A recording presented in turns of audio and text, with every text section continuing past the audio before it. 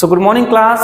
Today we will discuss about the use of beside and besides. तो ध्यान दीजिए, इसमें अंतर किस चीज का आ रहा है? सिर्फ और सिर्फ एक एस में अंतर आ रहा है, लेकिन दोनों के अर्थ में अंतर बहुत का आ जाएगा। जो फर्स्ट बिसाइड है, इस बिसाइड्स का मतलब होता है के बगल में, लेकिन यही अगर मैं एस लगा दूं तो इस बिसाइड्स का मतलब क्या हो जाएगा? के अलावा, के अतिरिक्त। तो डिस्कस कर लेते हैं दोनों के बारे में। पहला है हमारा बिसाइड। इस बिसाइड का मतलब होता है के बगल में। जैसे एग्जांपल के थ्रू समझिए, वह मेरे बगल में बैठा था। सब्जेक्ट है वो, ही था, पास का टेंस है, बैठने का काम चल रहा है इसलिए ये कंटिन्यूअस हो गया, यानी पास कंटिन्यूअस टेंस। सिंगुलर है, वॉज लग जाएगा, ही वॉज बैठा, सिटिंग, ही वॉज सिटिंग। और बिसाइड बगल में का इंग्लिश बिसाइड, और फिर मेरे का अंग्रेजी मी, बिसाइड मी। मैंने बताया था कि कोई भी प्रीपोजिशन आ जाए, प्रीपोजिशन को लिखने के तुरंत बाद लेफ्ट वाले का इंग्लिश लिखा जाता है। देखिए, बगल में के बाद हम लोग किसका इंग्लिश लिखे हैं? मेरे का। और ये कभी भी हमारा सब्जेक्ट नहीं हो सकता है, ध्यान रखिएगा। He was sitting beside me. Second example है, उसका घर मेरे घर के बगल में स्थित है। उसका घर, देखिए ये लड़का भी हो सकता है और लड़की भी हो सकती है, क्योंकि इसमें क्लियर नहीं है, इसलिए मैंने लड़का मानकर हिज लगा दिया है। अगर लड़की हो तो आप हर लगा सकते हैं। उसका घर मेरे घर के बगल में स्थित है। हिज हाउस है, यानी इज, स्थित है तो स्थित है का English situated. His house is situated बगल में, बगल में का इंग्लिश बिसाइड, और बगल में के बाद लेफ्ट का अंग्रेजी, यानी मेरा घर, my house. His house is situated beside my house. लेकिन अगर इसी में एस लग जाए तो फिर अर्थ बदल जाएगा। बिसाइड्स, बिसाइड्स का मतलब के अलावा, के अतिरिक्त। जैसे मैंने एग्जांपल दिया, मेरे अलावा ग्रुप में 5 लोग और थे।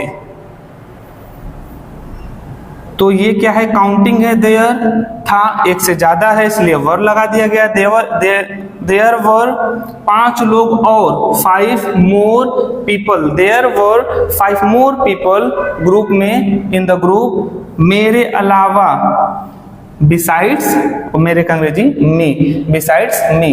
There were 5 more people in the group besides me. Next example, तुम्हारे अलावा किसी ने मेरी मदद नहीं की। जैसे मान लीजिए मुझे किसी की मदद की जरूरत पड़ गई और किसी ने मेरी मदद नहीं की, तो मैंने क्या उससे बोला? किसी ने मेरी मदद की। तो तुम्हारे अलावा किसी ने मेरी मदद नहीं की।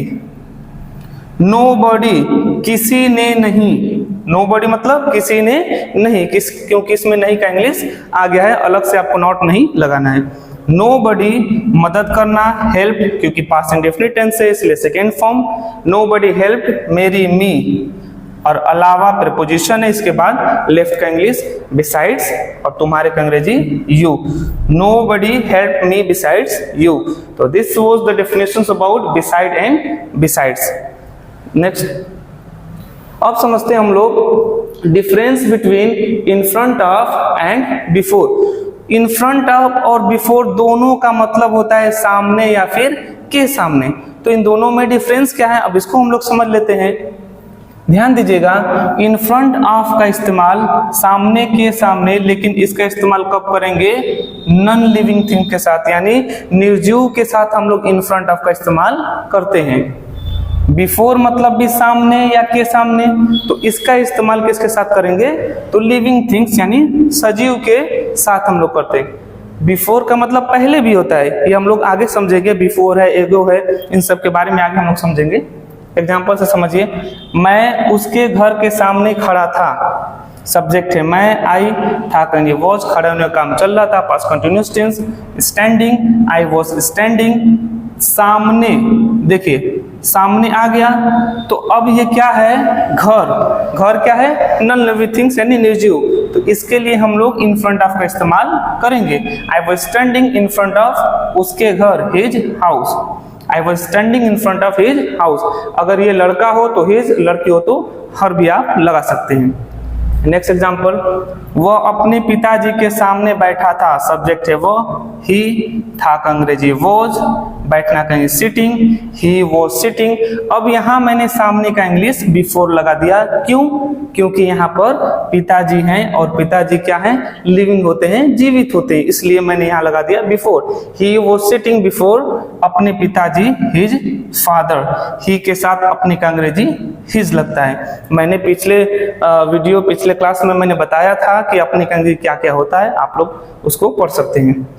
तो ये हमारा था difference between in front of and before के बारे में। अब कुछ मीनिंग्स जान लेते हैं हम लोग।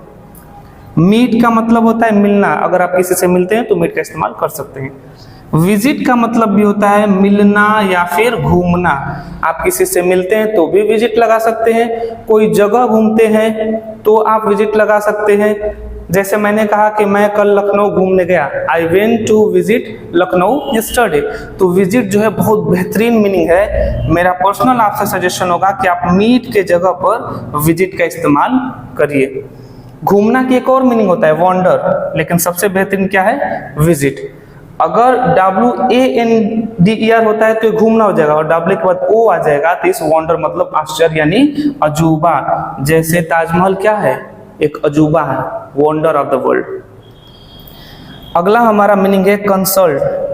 कंसल्ट ये बहुत ही बेहतरीन मीनिंग है। कंसल्ट का इस्तेमाल कई जगह किया जाता है। अगर आप किसी डॉक्टर, किसी वकील से आप मिलते हैं, दिखाते हैं, संपर्क करते हैं, सलाह लेते हैं, तो उन सब का इंग्लिश क्या हो जाएगा? कंसल्ट हो जाएगा। और इसके बाद प्रीपोजिशन विथ का इस्तेमाल किया जाता है मिलने, संपर्क करने, दिखाने के लिए। अगला हमारा मीनिंग है लॉयल। लॉयल का मतलब वफादार और लॉयल्टी मतलब वफादारी। तो ये आज का कॉन्सेप्ट था जो हम लोग पढ़े हैं। और लास्ट क्लास में मैंने आपको बताया था विलेज के बारे में, टॉपिक भी मैंने दिया था और क्वेश्चन आंसर भी मैंने आपको कराया था। आई होप आप लोग टॉपिक भी बनाए होंगे, क्वेश्चन आंसर भी किए होंगे और प्रैक्टिस भी किए होंगे। तो जो आपको स्टेज स्पीच दिया गया था वीडियो में, आप उस स्टेज स्पीच को फिर से सुनिए, अच्छे से समझिए और इन सब चीज़ों का इस्तेमाल करिए। आने वाले नेक्स्ट क्लास में, नेक्स्ट वीडियो में आपको नेक्स्ट टॉपिक दिया जाएगा, उस पर आप बनाएंगे और प्रैक्टिस करेंगे। Okay, thank you very much.